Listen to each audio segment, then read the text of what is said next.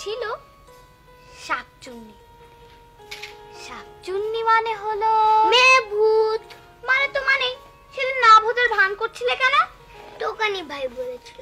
তারপর তারপর শাকচুন্নিটা ছিল খুব ছোঁচা, রাত দিন খাবার জন্য ছক ছক করে বেড়াতো।